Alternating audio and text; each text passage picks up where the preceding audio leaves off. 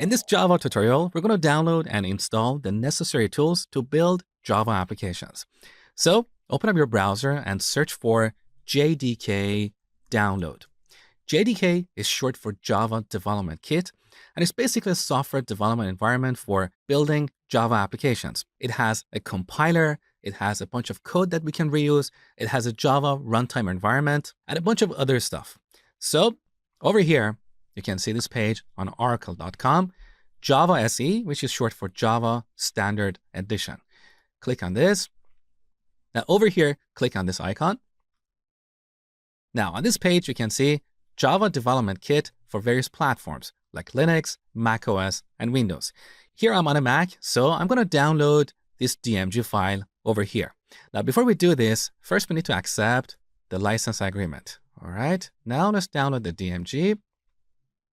When we open this, we're going to see this package. Let's double click this.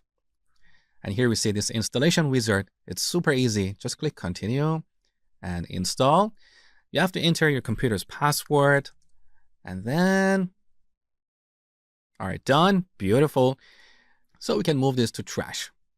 Now, the next piece of software we need is a code editor. There are so many code editors for building Java applications. The popular ones are NetBeans, Eclipse, and IntelliJ.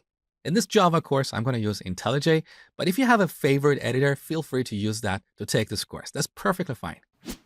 So let's search for IntelliJ download. All right, you can see download IntelliJ IDEA. Click on this link. Over here, download the community edition, which is absolutely free, and it's more than enough for this course. So download. All right, now let's drag and drop this onto the applications folder. Beautiful. All right, we've installed all the necessary tools to build Java applications. So next, we're going to look at the anatomy of a Java program.